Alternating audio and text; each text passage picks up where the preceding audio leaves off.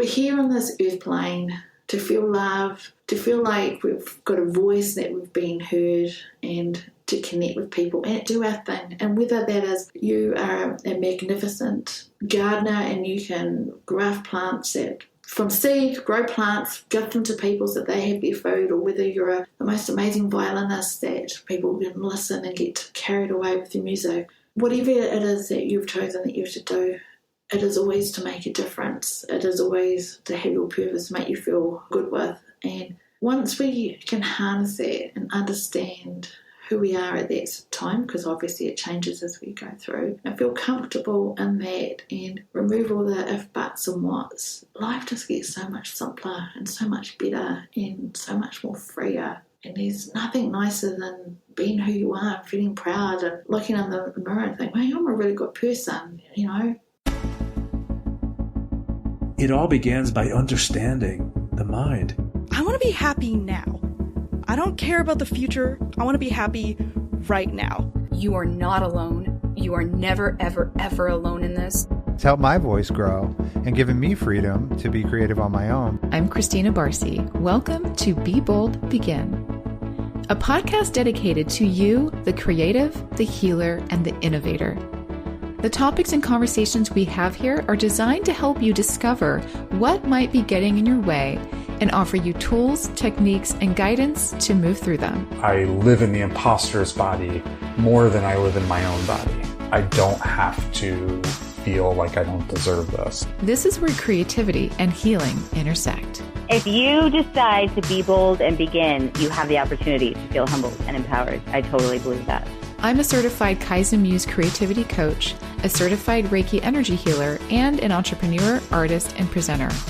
I will share with you my experiences, my proven tools and techniques that helped me and my clients and loved ones shift and expand in the areas they most desired. This is a gentle and open space where you will hear how others are being bold to encourage you to begin your own journey or expand the one you're on. This is Be Bold Begin. Hi, welcome back. This is Barcy, your host, and today I'm going to invite you to consider where the magic might be in your lives, in the world around you, in your experiences, in the people, animals, and things that you love, in the places that feel extra special, and most importantly, within yourself. I like this quote by Jim Butcher, which says, "Magic comes from what is inside you. It is a part of you. You can't weave together a spell that you don't believe in." Many of us have experiences in our lives that offer the question of transformation. But with transformation comes many more questions like, can I do it? Is it possible? What is the path? Is it in me? And do I have the power? Ultimately, do I believe? Do I believe what I cannot see? We often can't see the how of a new journey or a new decision, but we experience a knowing to take a new turn, to create a shift, to make a change, to find something more aligned or more meaningful or sometimes more safe. But whether we believe in the truth of those internal messages and that our new choices will be supported, the part we cannot see, is where I believe the unlocked magic lies, the magic of possibilities. And sometimes, if we're open, there's even more to connect with there, more magic to guide us, and eventually to possibly guide others. My guest today is Jade Whaley, a spiritual coach, psychic channel, and educator based in New Zealand. Her personal and spiritual journey is sprinkled with tribulation, transformation, and lots of magic. Jade helps people reclaim their power and passion and trust their intuition through her services, workshops, courses, and online community. And in mid-22, she plans to launch her Soulful Intuition Academy, where she'll offer online courses, workshops, and circles. She saw her first spirit friend at just 4 years old, and at 7 years old, a significant car accident was the first time she left her body and connected with family members in the spirit realm. She has trained in many modalities, including life coaching, theta healing, psychic development, past life regression, crystal healing, small business management, and tarot reading. And I learned in a previous conversation that she also reads auras, which I may have her do for me today on the show. I can't wait for her to share her story and purpose with you. So let's get started. Welcome, Jade. Thank you. And I'm so excited to be here.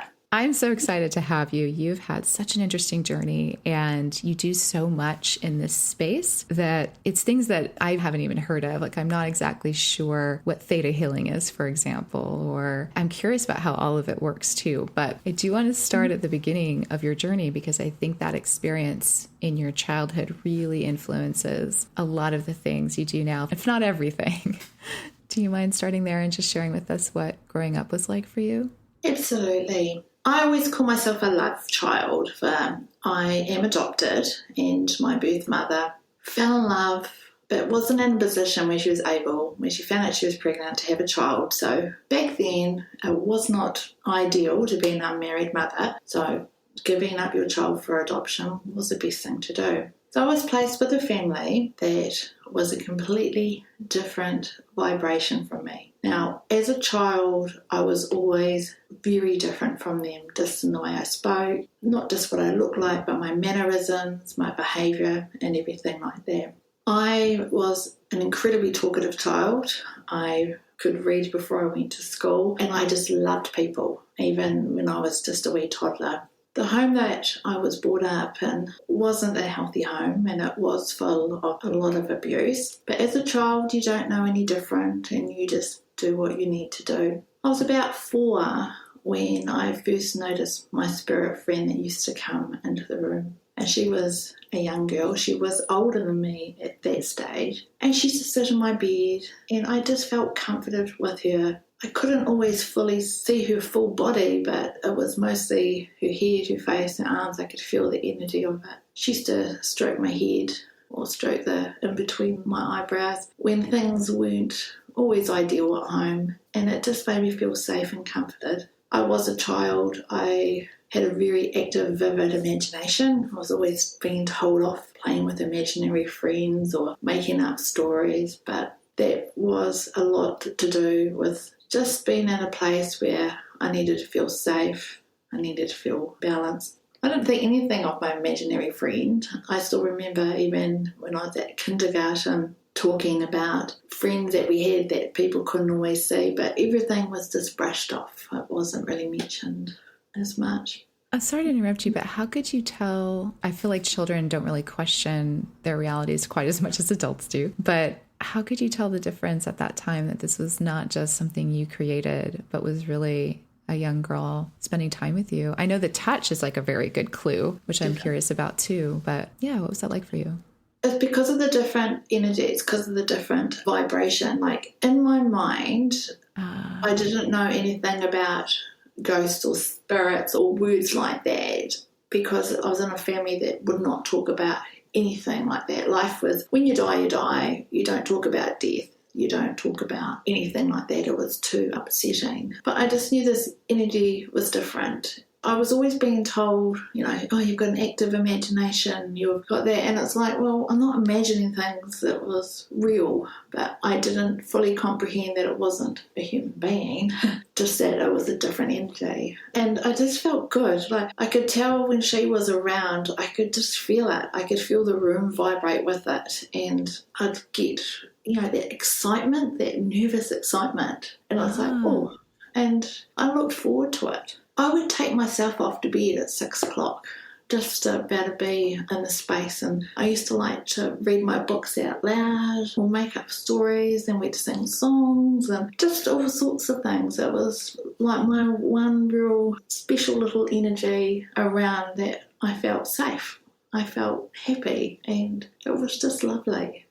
Wow. Thank you for explaining it that way, because I think it can maybe be different for individuals too and how they experience things. But the way you described it really helps me kind of wrap my head around what the experience really is like. And I resonate with vibrations, so that makes sense to me. Interesting. Yeah. Okay. So you're 4 years old, you're hanging out with your friend.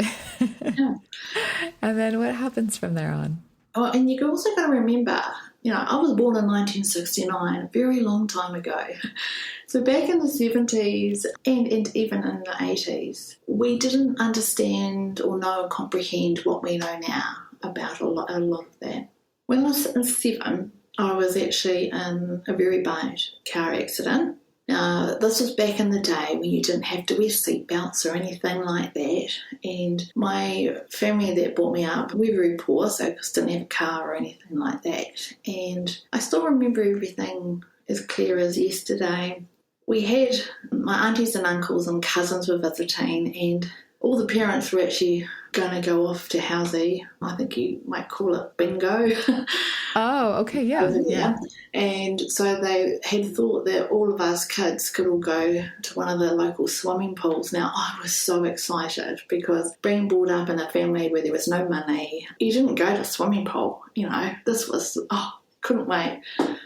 So we were all squashed into my uncle's car, and, I think it was about 5 or 6 of us kids in the back seat. My brother was sitting on my nana's knee and all sorts of things, and there was 3 in the front. And it was during the day on a Saturday afternoon, and we were driving down a one-way street, and I remember seeing this car coming towards us and thinking, what is that? We're on a one-way street. Why is it coming? So we got hit head-on by a drunk driver.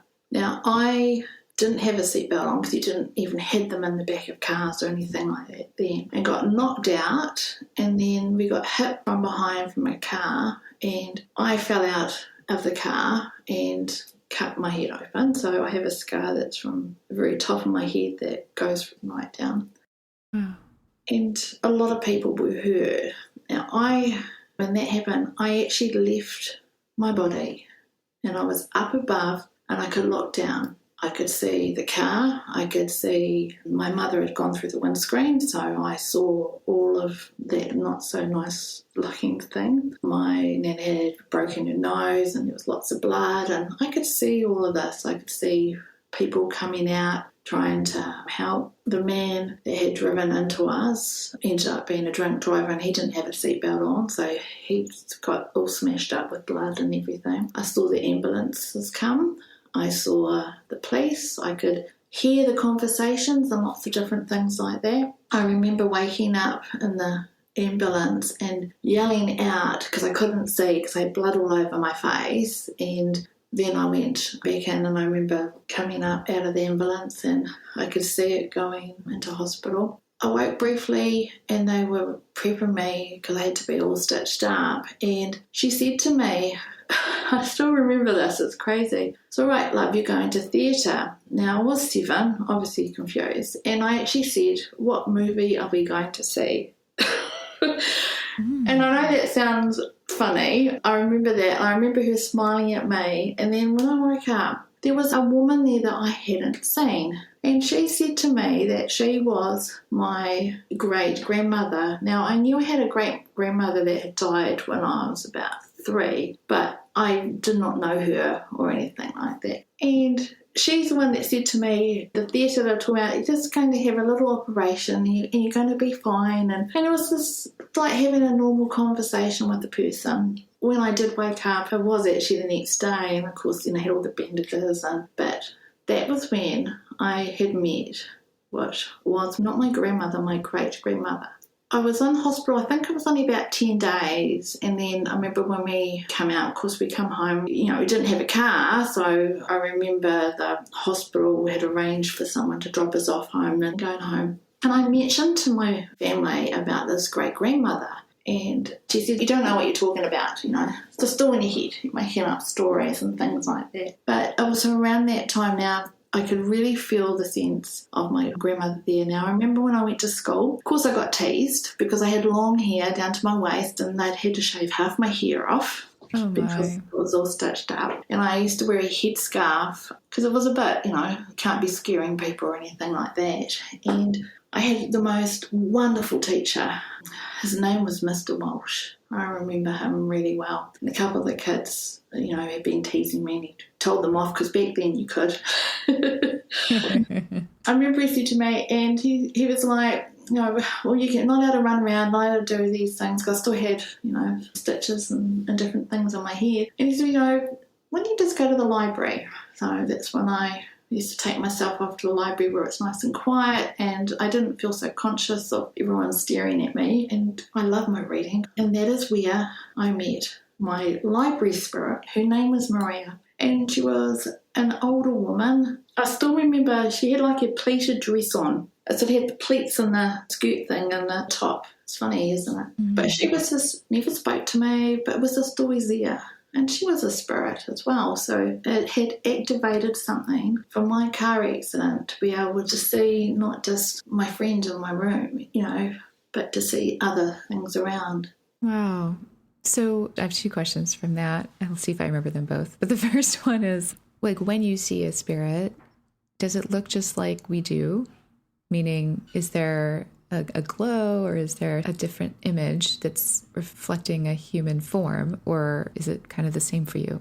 Well, nowadays it's completely different for the fact that I have developed my mediumship skills. I've learned to see and having that. But it does come through in different ways. Now, when I was about 26, my spirit started to come through really, really strong. And it was like I was talking to an actual person. The only difference being is that they had a slightly different colour glow to them. That's what it was like. So I could see a crowd of people. I could see the spiritual energy around them. You know, especially at the supermarket, I used to like checking it out. And I'd be like, oh, she's got two little girls, you know, and I also knew that she'd lost, you know, two people lost their babies. And I'd be like, oh, that's someone's husband having that. And I could see them with them, just hanging out. I could see the full body. Occasionally, now when you get a spirit impression, you don't always get that full body one. Sometimes it's just partial. You might get their head, or they won't want to show their hands because they've got certain tattoos that they want to show off, so you know that it's them, or different things like that. But yeah, it's beautiful. So it's very different now.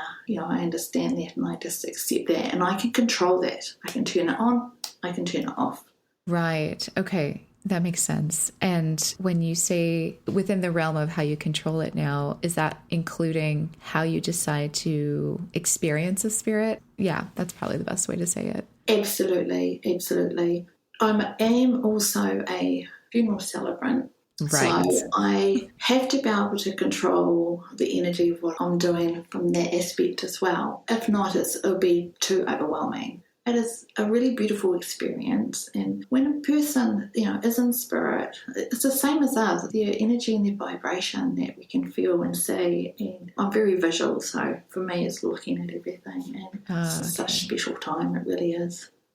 Wow. Yeah. Thank you for sharing that in a little more detail. My other question was going back to that time when you started to kind of open up this channel of letting more in. Was it like what you just described, the supermarket, where suddenly you had your library lady and then suddenly you could see as much as you wanted to see, or would more people come in and try to talk to you? Or when I was younger, from when I was in the primary school years, it was just the odd one that I would see. My lovely teacher, Mr. Walsh, his mum used to pop in every now and then to be in the classroom and observe and go. But I didn't think anything of it. But it wasn't a lot. It wasn't constant. When I became a teenager, it all died down. It all changed. Because I had different focus. You know, being a teenager, it's all about friends and boys, and back then going roller skating and listening to, you know, music on TV and different things. It was different. did you miss it? Like, did you consciously shut it down, or did that just kind of happen naturally? It just happened. Okay. Yeah.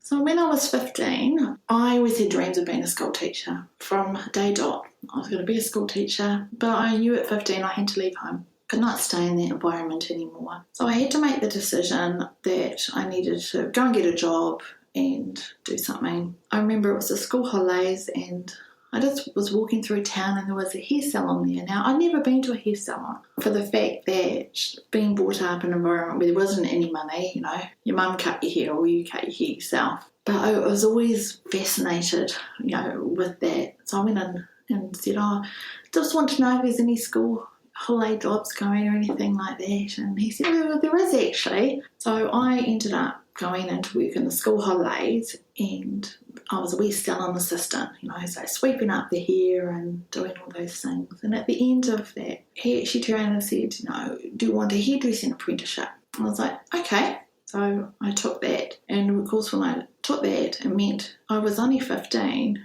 So I had to leave school. Now, back then, you just can't just always leave school. So I had to get permission from the school to leave. And, of course, the principal was like, well, no, you're not leaving school to be a hairdresser. This is what he said. You know, you're going to be a teacher. You need to stay at school for that. And I was like, well, I need to get a job. I need to leave. So in the end, he relented and signed the papers so I could leave school. And I moved out. I went flashing at I was 15 years and 1 month old. Where did you go? Did you afford a place? I had friends that were all older than me, and they were all doing the apprenticeships, or one was a panel beater and all different things. So I went flatting with 5 others. There were 6 of us in this little flat, and of course had nothing. But it was good. It was the right thing for me to do, and just got into my working, and I had done my hairdressing. But that is when things really started to ramp up spiritually, because I was working around people. And one of the things that attracted to me about being a hairdresser was you can make people feel good. You know, people could come in and they'll be all stressed or worried or feeling frumpy or tired, and just by having their hair done, you could transform them and they just go out glowing and happy and vibrant. It was always the most wonderful thing. And so when I started doing my shampooing, you know, being the wee junior, you shampoo with the clients and you're touching someone, you're in their space, and, you know, people talk and different things. You get to feel the energy, what they're feeling like. And they used to say, oh, you got magic hands. And that was just because, you know, lying down, relaxing, being shampooed, but you're actually putting energy into them. It was back in the days when I was hairdressing, because this was in the 80s, 1984, and people used to come and get their hair set regularly. And so you have these lovely ladies that would come every week. Their husbands would drop them off and they'd get their shampoo and they'd have their hair put in rollers and put under the dryer. And my job was to make them a cup of tea or coffee and take it over to them. And there was this dead woman, and she used to always hold on to my hands, and she'd say, oh, you've got healing hands. You make me feel so good. Mm. Now, one of my first experiences at the salon is I remember shampooing somebody, and I called out and said to one of the ladies who had had her hair done, oh, your husband's here to come and pick you up. And the salon just stopped. It was just quiet. And they just looked at me, and I said, he's at the door, and waved to him. Oh. And I didn't know that he'd died. You know, he had died. But obviously his spirit had done the same thing that he used to do every, you know, Thursday morning at 10 o'clock, you know, come and pick her up. And it was like, oh, okay. Didn't think a lot about it, except the woman, and I can't recall her name, that used to talk about my healing hands. She overheard this. She saw that, and she said, you need to come and see me. You need to come and talk to me. So I did on that Saturday. She gave me a dress. I had to walk, it was about an hour and a half, to her house. Went to her house, and she explained to me about the spirit world and what I was seeing and what I could do, and opened it all up. I had no idea. Like what to do with it, or what you could do with it? Like when you say you have had no idea, like tell me a little more about it. She actually said to me, what you are saying is, you know, these are people that have died, and you're seeing, you know, the energy, and, you know, you can communicate with them, you can talk. So I remember telling her about my spirit friend. I remember telling her about, you know, even Maria, my grandmother, and different things. And she explained to me, and she said to me, you can ask them to show you what they want you to tell people. And she taught me how to, you know, open up my ears, you know, my voice, which is, of course, developing my clears, which I didn't understand at that stage. But the most important thing she said to me, you can tell them to go away. You can tell them that, but she said it's nothing to be scared of. Now, she told me to do a prayer, because back then we didn't sort of talk about angels or session intents. So, you know, do a prayer first, and she said having that. And then I decided myself with this, I used to belong to something called Double Day Book Club, and you could order books and they used to get sent to you, because I still have my love of reading. And in the brochure they had a pack of tarot cards, and I thought, oh, I'm going to order some tarot cards. And they also had a pendulum and a box. So I ordered that. So I was so excited, I couldn't wait to get these tarot cards and these pendulum. And, you know, back then you couldn't buy anything like that, and especially in small town New Zealand. even now it's you have to know which shop to go to. And I'm sure you can find things online, I suppose, but it's still kind of new to a lot of people, I think now still. While I'm interrupting you, do you mind telling us what a pendulum is used for and how that works? Absolutely. A pendulum is basically a vessel that you can use to amplify energy. So you can use it for various things. People obviously do use it for dowsing, for finding water and different things like that. I chose to use a pendulum to be a channel for energy, to be able to give me information that I was seeking. And predominantly, when I first got my pendulum, I done it to confirm who I was speaking to with the spirit world and whether it was a male or female that was around. And that's what I used my pendulum for at 15. How do you determine the answers through a pendulum? Do you ask it yes and no questions or something else? A pendulum is a vessel, so you have to set the intention of what the pendulum's for. So I think in my current collection I have about 40 different pendulums. Oh, wow. And some of them are healing pendulums, so they're programmed for when I'm doing my crystal healing. Some of them for my clearing ones, and some other ones I have just because it is gorgeous. Yeah. I want to use them to do the energy.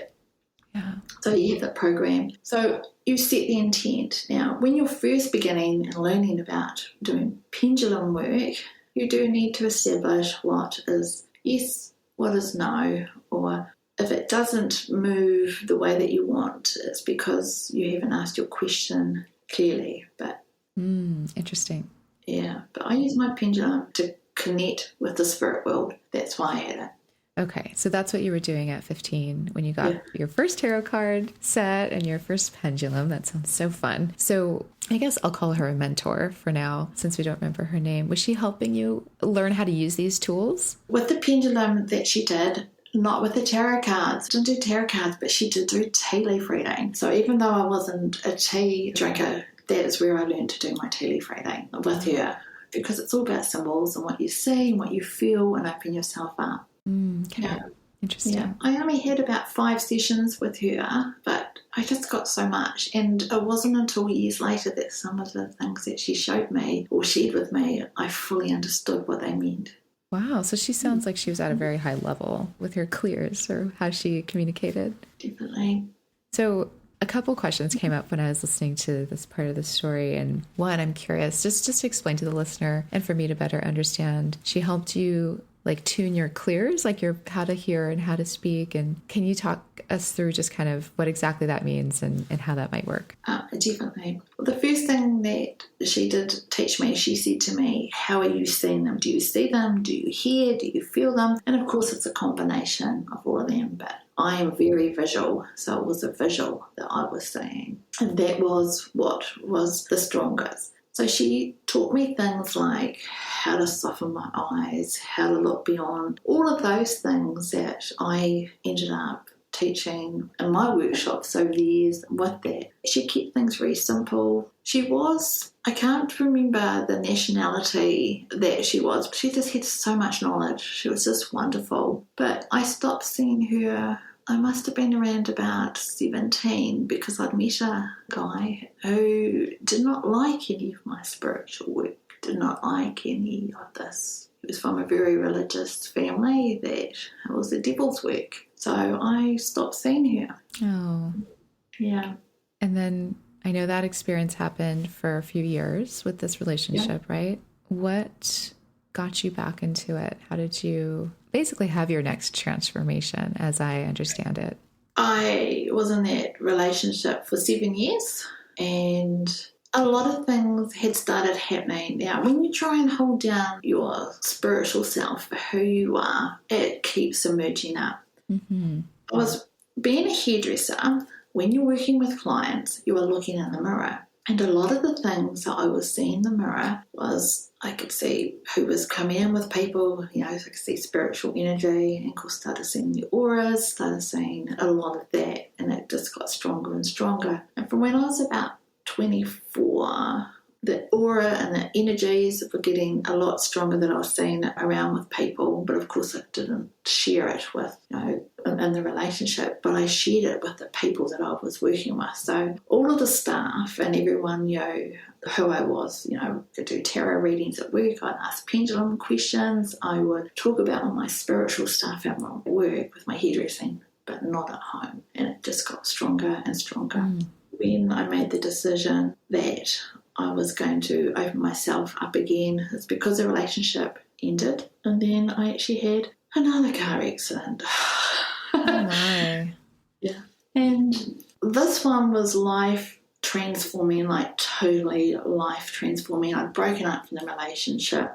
I had not seen my family that brought me up for many, many years, and I was living in a different city because I'd moved to a different city, and I knew that there was change coming up, and I even shared with some of my clients I was going to buy a new red car.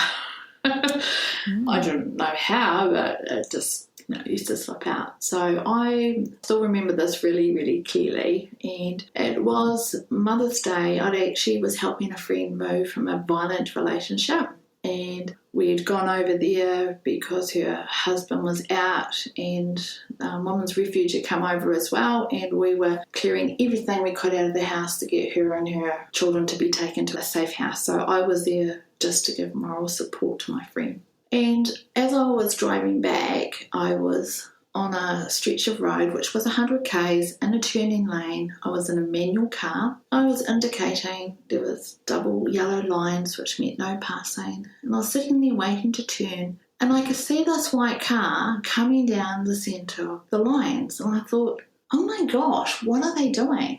Yeah. I had to overtake there was cars on both sides. And as it came down towards me, I could see the car, I could see the face. I had a really loud voice turn around and tell me to pull my legs up. Because I was in a manual driving car, you take your foot off the clutch, you stall the car, but I was stopped in here. So I managed to pull my legs up, and I put my hands across my chest and I closed my eyes, and the car hit. Now I got hit head on at 100 k's. Oh my gosh.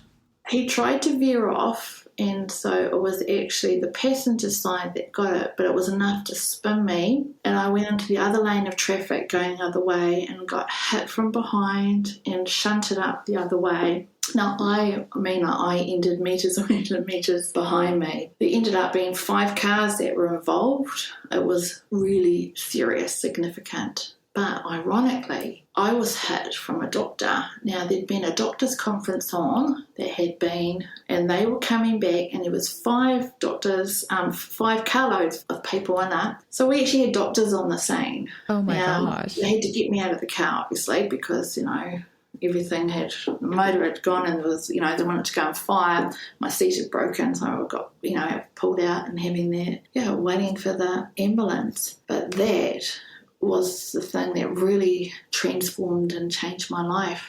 I was injured. I hurt my neck. I hurt my back. They said it'd be 18 months recovery. I said, what am I going to do? Managing this. I've got this big salon, but I had just started meditating. I had gone to these meditation development classes when I had separated from Tony, and I just was getting in with that, and that is what transformed me. They had me drugged up so much. I couldn't even sit up. I had to get someone to help me sit up. I had to get someone to help me move, and I was going to the physio. But I started meditating. That's all I could do. And I didn't have to take these strong medication that clouded me, made me feel nauseous, and made me feel sick. And I was back unbelievably so fast doing my hairdressing. It was only part-time when I first went back. But the doctors, they couldn't believe it. The physio couldn't believe it. And it was because of the meditation. Wow. Of just healing, of just channeling, of just being in tune and having that. It was amazing. That is amazing. Was there a certain style of meditation that you were doing? The meditation that she didn't have a name, like back then you went to a meditation class or this transcendental meditation, but she taught us to turn around and channel energy in to heal your body. So, visualize it moving through your body and your bones and your blood and your skin and your cells and your tissue. But she was also teaching us all about auras and a little bit about chakras and all of those different things with that. Okay. It was just crazy. I really connected with spirit then. Source is what I call it. I really connected in with that and pulled in so much energies. It totally changed my life. Did it change your life because you healed so quickly and that was magnificent, like just so striking, right? Or was there more to that transformation that was happening inside of you because you were kind of in the middle of a transformation in your life as this happened again? Also, very similar accident, it sounds like, which is so interesting. A repeat. Right. What changed my life is the really loud voice that turned around and told me to pull my legs up, because if I had not, I would have lost my legs because the whole front of that car was gone. So my steering wheel was just gone. Which was unbelievable that I had that, and it was a voice, it was connection with spirit. And I should have died, and I didn't. Okay. Yeah, that makes sense. Yeah.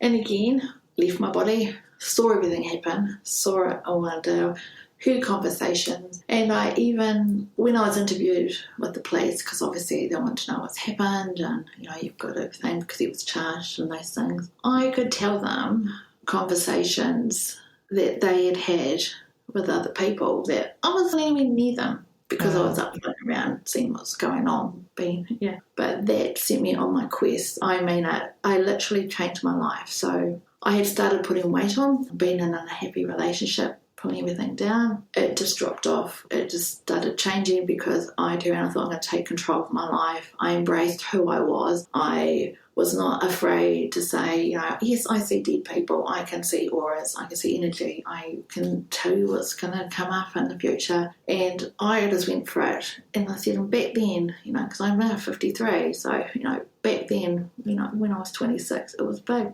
One of the first things I done was change my name.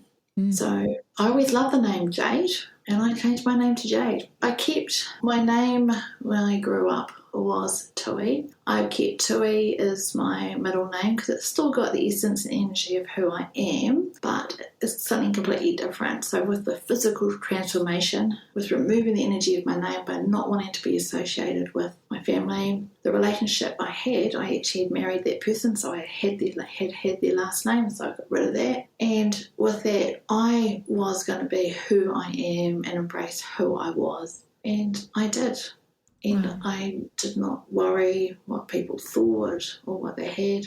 I was always very respectful. I would never push my views on anybody. It was a time where I actually really come into me, and it was back when people were just starting to open themselves up about that. That must have been hard. Even I hear so much conviction and beauty and energy in your experience and what seems like a rebirth into your truth and your authenticity. But was it still sort of difficult at times to be welcomed in this way? Incredibly difficult. Also, what had happened, which is one of the most beautiful experiences that I had, is that I reconnected with my birth mum. Oh, did she show up because of the accident? Did you go seek her out? I seeked her out. To be honest, I used to talk about wanting to meet my birth mother from when I was about 10. Back then, you could not legally do that until you were 21, do a connection with it. So when I was in that relationship, I had reached out and I had made contact with her, and I met her, and it was just the most fabulous person. She had been married. She wasn't with the person that was my natural father, but she got married a year later. They tried really hard to get me back. She'd give a child up for adoption, but back then you couldn't. When you gave up a child, that was it. Oh. So they had gone to lawyers and done everything they could. And because she went on to have her own beautiful family and had that, but she always used to think about me. And when I rang her, she said to me, I always knew you were going to contact me. She'd gone to clairvoyance to find out about me, what was happening, what was going on. And that is where, her energy being open to having that, and that's, obviously has come through me. So I fully believe it is genetics can play a part, not always, but can play a part for being more open. That's so interesting too. But also, what an amazing way to really lean in to your choices and yourself and the truth of who you are. And also through meeting your birth mom and having a connection like that when you didn't have that growing up at all, it must have been so powerful and meaningful. It was. But it was also a lonely time for the fact that I was living not in the same town, but hours away. You're doing this transformation. And of course, when you're reinventing yourself and having that, people don't always like it. So, True. But those people, a lot of those dropped away, and because I was in Christchurch, there was a lot of different circles and things happening. So, of course, I started connecting with like-minded souls and met the most amazing people. And we were all on our journeys, somewhat different. Each person had a different journey, and people were more drawn to healing or connecting with spirit or whatever modality they wanted. But it just opened up my eyes to so much. And I met so many beautiful people, and that allowed me to really develop who I was. We had a fabulous teacher, her name was Sheila, and she used to have a group every week, and I used to go along to her classes, and I'd take a journal with me and I'd write everything down that she was talking about. So she may be talking us about ascension, or it may be psychometry or tarot cards or angel cards. There was so many different things, and I just loved it. She was this beautiful, beautiful, beautiful soul, and I went there for years and years and years and years, and of course connected with lots of other psychics and healers and different things, and it just blossomed. It was just beautiful, and you just felt you could be her and ask anything. And in this circle, this big beautiful group I used to go to, sometimes there might be 40 people at a session. You just learnt so much, and you were able to test your skills and really learn to read and connect in an environment that was safe, and having that which gave you the confidence, of course, to go on and work with clients. So that's what I used to do. I did start reading for people way back when I was 16, 17, and going to Sheila's groups really gave me that permission and that confidence and the knowledge to be able to do it in a way that came from the heart, because that's what she really pushed. It's nothing to do with ego or anything like that. It's coming from the heart and sharing and helping and supporting, and that's what it is. She really changed my life. Wow. It's so wonderful that you found a space that was that supportive and the community to go with that experience, because I think permission is extremely important to find ways to hear those moments. Sometimes we're given permission, but it doesn't land. We don't quite hear it, and we can't allow it to apply itself in our lives. And the way you talk about this space and this community, there's so much permission in being there and learning in this way. And we need those things to help give us permission to just be who we are, really. Yeah, that's so important. I have an interesting question. As you were talking, I was thinking, I think some of us have big moments like you just described. You have a few, both car accidents and relationships and things like that. But for those of us that maybe don't have a moment that jolts us out of our existing choices, I'll say, do you have any advice for someone to embrace themselves, to choose transformation, to choose to make a new choice without a big experience to kind of force us into it, Absolutely. It's funny that you said that, because that is something that I have been working with people, my clients, with. You don't want to be like me and wait till you need to have a car accident or, be in an earthquake where your house falls down, which is another story which I won't go on about. Oh my. When you start feeling those things and you get that little itch inside and you think, I'm ready to explore this, I'm ready to do this. The thing that I do myself now is I think, okay, now what is the worst thing that's going to happen? And if you can get your head around, okay, if this doesn't pan out, I can always go back to this, or I can always try this, I can always have that. And you feel like you've given yourself an A or a B or a C, D option. At the worst case scenario, you find it can often remove the fear about what if. Because often when we're about to embark on a new journey of transformation, we think, what if it doesn't work? And have I got the strength? And have I got that? And it's like, stop, back down. I know a lot of people say you need to get clear on your intention, but you don't. When you're transforming, you just know you want to shift from where it is now. And we're not always sure if it's just one element of our life or all of our elements or where it's going, what it has. But it's trusting and having that. And this is where it comes to trusting yourself, to developing your intuition, to having your connection with your source, what you feel comfortable with. And just having that little bit of fear and think, well, do I want to just stay how it is? Or maybe if I just take that one little step or explore those options, I can see how it goes. So if you can give yourself permission just to try one little tiny thing to bring in a little bit of transformation, and it can be something so small about thinking, okay, today's the start of my new life. What am I going to do different? Now, obviously we can't go out and change your career or restudy or leave your partner, all within an hour.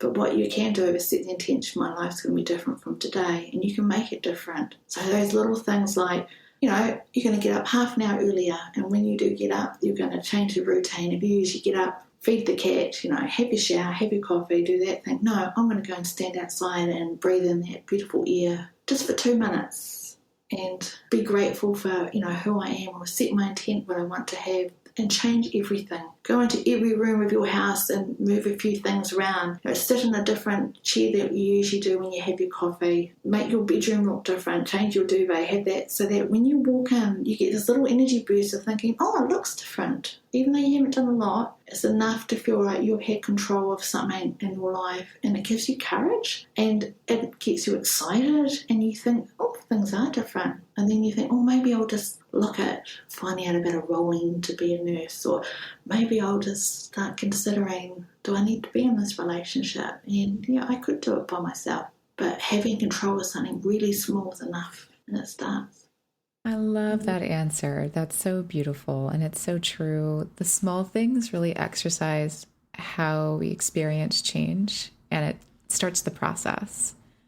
I think when we start the process in these beautiful small ways, the shifts can start to happen. It's a small shift, and from there, you start to consider what the next shift might be. The what ifs stop being, what if I fail? And they start being, what if I get everything I want? It's such a difference, and I love that way of trying it out. I try to do that for myself when I'm stuck in a little energy rut, and do actually exactly what you said. I'll go outside and try to connect with something that feels good, like a tree outside, and breathe the air before I go sit down or make coffee or feed the cats. Exactly. It's kind of funny that you use that as an example, but it's those small things that really shift the way we enter our day. And suddenly we're approaching a few other things in our day differently, right? Like it starts to already play out.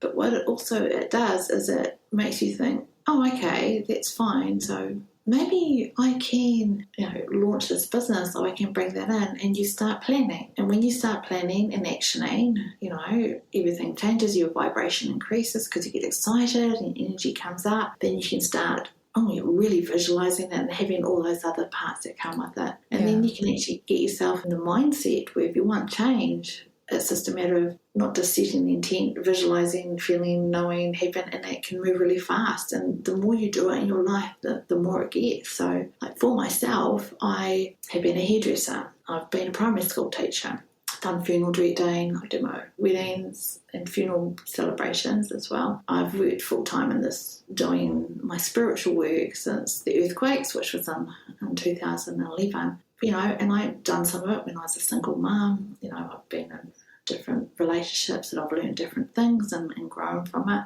But people used to say to me, oh, you can't go and study and go and do your teaching. You can't do that. You're a single mum. How are you going to do that? Well, I just work really hard and I done hairdressing at night to bring it in and bring in some money and even that. Of course you can. So it's the more confidence you have in yourself, you can just do that, and you turn that little voice off in your head and turn the voices of everybody else. And the more you do it, you can actually get to the stage like where I am now. I think, well, I'm going to do this, and I just do it. And it just happens and it just flows. Sometimes, when it doesn't, you got to turn and think, hold on, why hasn't this moved as fast? And it's like, right, no, I've got this core belief that I think I have to work really hard for my money. It's like change that core belief and go in a whole different avenue. But it's beautiful. But our life, we're here on this earth plane to feel love, to feel like we've got a voice, that we've been heard, and to connect with people and do our thing. And whether that is you are a magnificent gardener and you can graft plants from seed, grow plants, give them to people so that they have their food, or whether you're the most amazing violinist that people can listen and get carried away with your music, or you're a brain surgeon or a nail technician or a Reiki master, whatever it is that you've chosen that you're to do, it is always to make a difference. It is always to have your purpose make you feel good with. And once we can harness that and understand who we are at that time, because obviously it changes as we go through, and feel comfortable in that and remove all the if, buts and whats, life just gets so much simpler and so much better and so much more freer. And there's nothing nicer than being who you are, feeling proud and looking in the mirror and thinking, well, I'm a really good person. You know, my belief is do everything from the heart, you know, do it with the right intent. And my biggest thing is honesty, be real and be honest and true to yourself and true to other people. And that's something that we all struggle with. We all struggle, oh, am I too old for this? Or I can't do this, or imposter syndrome and all sorts of other things. But we're just here. We just want, all of us want to be heard, want to be loved, and whether it's from another human or a cat or a rabbit or whatever it is. And if we can just all live our lives and have that feeling, when we die, when we pass over, we'll look back and just think, oh my gosh, you'll feel proud, you feel good of who you are. No one wants to have regrets. Yeah, I'm just letting that settle because it felt like a channeling almost. It was such a beautiful message and true. It's just, it sounds simple, and it is in essence. And I think we like to complicate the experience sometimes of what we're trying to do while we're here in this life. It really is that. We want to be loved, we want to be heard, and we want to help in some way. We want to contribute, we want to connect and grow. I think growth is a big part of it too. We want to be here and grow, which is healing to me. I think that's synonymous. Yeah, that's such a lovely message. So before we close, I thought it would be fun if you talk to us a little bit about how auras work, because I promised I would talk about this in my intro. If you don't mind, switching gears a little bit and telling us about that modality and maybe letting me know what you see, if you can. And I think you can through the virtual setting. Absolutely. Okay. I love auras for the fact that, you know, basically your aura is just the energy field that you have around you. And you can either just know, sense, feel, or see it. And I have always been able to see it, and, you know, working on my clients, looking in the mirror, which is always, mirrors are fabulous for scrying, of course, to be able to see energy. That is where you can have that. Now, our aura is our energy field that we have around us, and ideally would have a big, magnificent aura that's, you know, all nice and firm and strong. Within the aura, we have 7 different layers, but I won't go into all the details of there. But it's a reflection of our physical, our mental, emotional, our spiritual levels that are on there. So when we're talking about auras, your aura can change and vibrate so differently, just even within an hour. So if you've ever gone to a party or into a mall or somewhere, and all of a sudden it's like, oh, I just need to get out of here. And you often will find, you know, it's because of the energy around you influencing your aura. It's in there, squishing it or taking it or making it feel cracked or broken around with the energy. So that is our aura, that is in there. You can feel your aura, and one of the easiest ways to do it is just, you know, just with your hands, is asking the same spirit, show me where my aura is, and you can move your hands in and out and think, oh, it's out here. Now, a lot of people will have just a small aura a couple of inches away from their body, and you get some people that the aura will fill a whole room, you know, and will just stretch out meters and meters and meters. It's beautiful. And we have different colours, and the colours we associate to moods or feelings or what is happening. But there's more to auras than just that. Like, for example, we can have red in aura, and that could be representative of passion, love, or it could be anger. And it depends on the shade of red. You know, what is it more of a orangey red that's more of a danger, of a warning, or is it a muddy one that's got, you know, wounds from years ago? And your aura just isn't reflective of how you're feeling or what, but it's reflective of what's happening in your body. So it will change around you. So the energy that you may have around your heart, of how you're feeling, you know, what you're sensing, or you may have different energy around your elbow because you hurt your elbow, you know, a week ago and it's still healing. So it'll have a different colour vibration. But basically your aura is just a quick overview of how you are as a spiritual being at the moment. And I love it. Wow. You can get aura photos taken. I had my first one done when I think I was about 20, and it was just fascinating. Mine was different from everybody else's, of course. Of course. And I still got it somewhere, actually, but that really gave me the permission to start tuning in and looking at people's auras and the energy that's happening there. So turning around with you, the predominant colours that I can feel with your energy are blues and browns and pinks.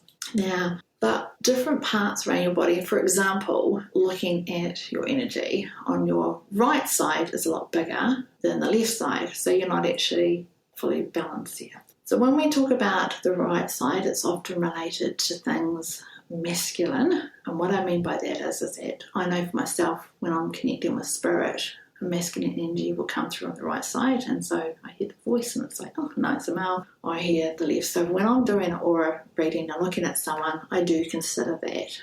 Even. So your masculine side is stronger and more pumped up, which means that you've had to be a little bit more, what's the word, forceful, more taking the lead, having those things that you're having to be. So that's pumped up even more, and the feminine's down now. We're never perfectly balanced. It's going to change because we're working and what we've eaten and what we've drunken and all of those things like that in there. So for the blues that you've got quite a pale blue, but you've got pops of purple on it. And so when we have that with the pale blue, that is you actually looking at your intuitive side of yourself. You're, getting really quite connected. You're listening to what you're feeling, what you're seeing, and you're opening yourself up, which obviously with your fantastic podcast that you do, you're exposed to a lot, which is, you're learning and growing. But you do have a lot of the blues, the very pale blue and pops of purple, which is the intuitive part. But there's a lot of brown around your head. Now, brown, isn't on muddy, confused thoughts or anything like that. It's like you're mentally organising and trying to put things in place and growth and all of those things that are up there, and it's filling your head at the moment. So you'll probably find your brain, your thoughts are full about, I need to do this, how can I bring this in, or I want to do this, I want to explore that, having that, and you're putting it all together and organising everything. You've also got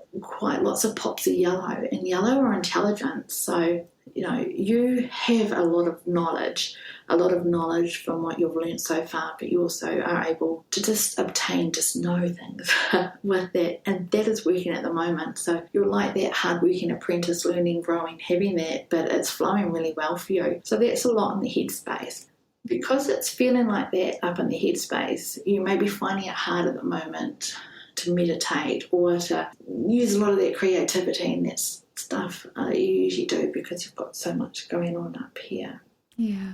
Around your heart and around your shoulders, I've got some really, really soft pinks. And when we turn around and have that, it's just a quieter one coming in within there. So you will be feeling a little bit at the moment like just need some time just to recharge up, have some nurturing, have some love that's coming in there. But we do have artistic and creative energy that's around there.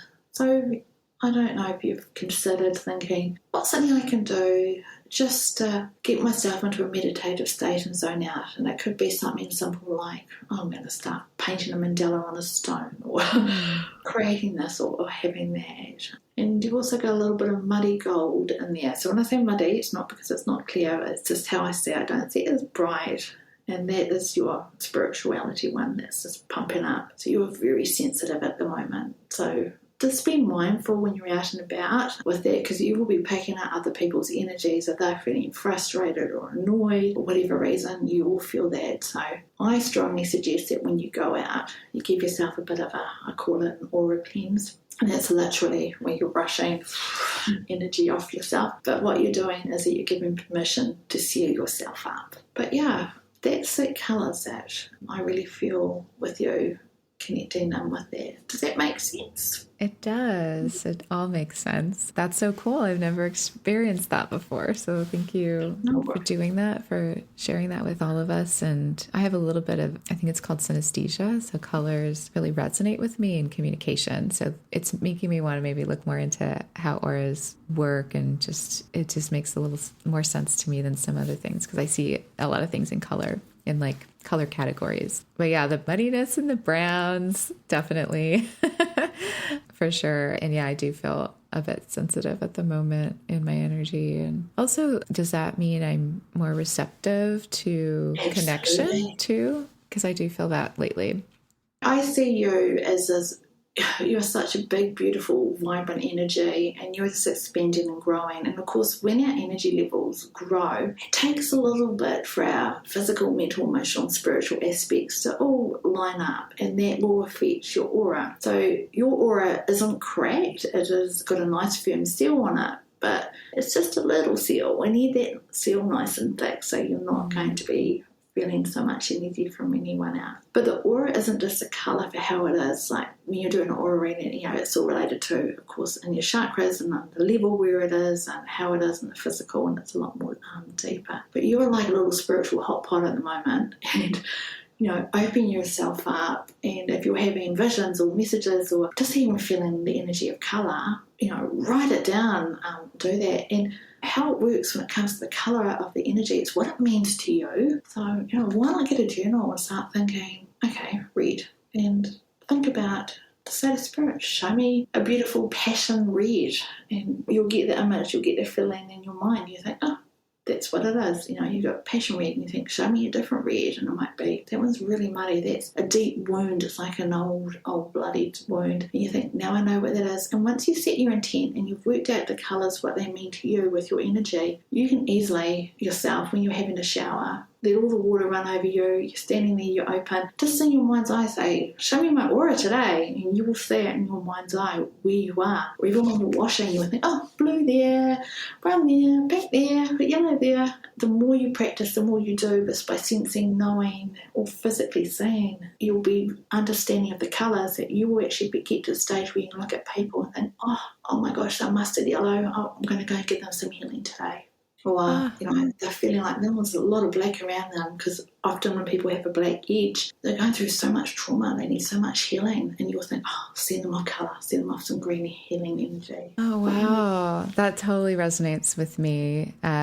Yeah. Oh, thank you for that. Thanks for explaining it that way and making it so accessible. I think everyone can kind of play with that idea, and something I learned through my meditative journeys as well, and working with Reiki. And I also found a meditation place at an interesting part of my life that really changed things for me too. It's really playing with your imagination and trusting that that is more than just silly thoughts that we have sometimes, that's actually a key to so many doorways that are enriching, that could enrich our lives, that can do things like what you do for a living now, and also what you just shared with me. And because I'm a creative person, hearing people talk about the imagination in that way helped me validate myself in a way that I hadn't before. And there's a lot of worth when we can choose to include that as part of our power as people, I think. Absolutely. You are so right. But everything in the world, everything in our day is intention. So we can say open our imagination, having that. But if we set the intention, I'm going to open imagination with the intent to learn, or the intent to receive knowledge, or the intent to heal, it just changes a little bit more, because you've put a purpose with it. And then you find you'll be guided, Spirit will just guide you with like, I had that, or I consider that, I had that. And permission is a big thing, and I think in our world at the moment we hear that so much. We're getting all these rules on us, like we have to have this pass, or we have to identify as this, or we have to have that. We can get almost like, who am I? What am I supposed to be? What am I supposed to be doing? What am I supposed to be thinking? And it's like, just get yourself permission just to open your mind and see what if. And it's such a nice freeing feeling. It really is. It really is. It's permission equals freedom, right? And then so much possibility comes from that. Thank you for that. So tell us a little bit about what you're creating and how we can connect with you, because I mentioned again at the beginning that you're working on something called the Soulful Intuition Academy, which you're hoping to begin this year. So maybe tell us a little bit about that, and then how we can find you. Well, for many, many years, I have been doing sessions or readings with people across the globe. But what I have learned is that I am just one person, and there's so many hours in the day. And over the years, I've learned so much. Every year, I like to think, what am I going to explore this year? What am I going to learn? What am I going to do? So I've got so much information in there, and I can't just always have a one-to-one session. So I've decided that I'm in the process of creating an online platform, and I've called it Soulful Soulful Intuition Academy, where you are going to be able to access just online courses, but it's where we're going to have our monthly circles, little mini workshops, and lots of different things that can help you as a person. So whether you choose you want to explore more about shadow work, or you want to develop your intuition, or just healing, or to have a development circle, all of those things that I have always taught. Since 2010, I started running workshops across the South Island in New Zealand, but with COVID restrictions, we're just not able to do that the same. And it's the same with my development circles, it's not the same, so why not have an online platform? So I have a Facebook and Instagram, and it's Jade Whaley, and it's whale with a Y. I know it's a funny last name.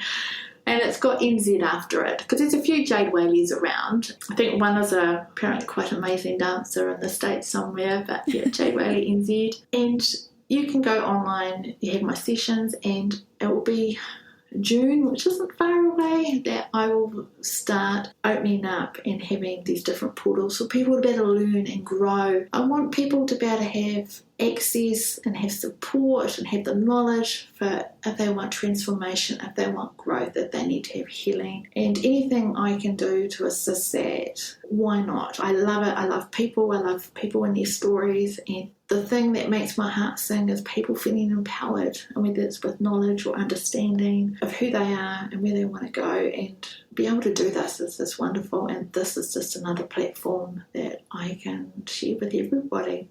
I'm so excited to see how that continues to unfold. I know you're working on it hard. You're quite active on social media, so definitely people should find you there, especially Instagram, TikTok as well, right? Yeah, just starting on TikTok, and it's so much fun. I just trying this different platform, and, again, it's like, oh, something new. I can do this. I can have that.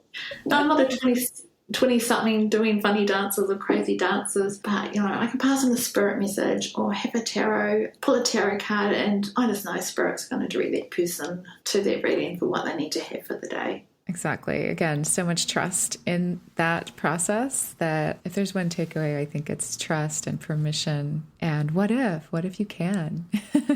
Absolutely. And embracing transformation maybe would be the other one I'd add. Yeah.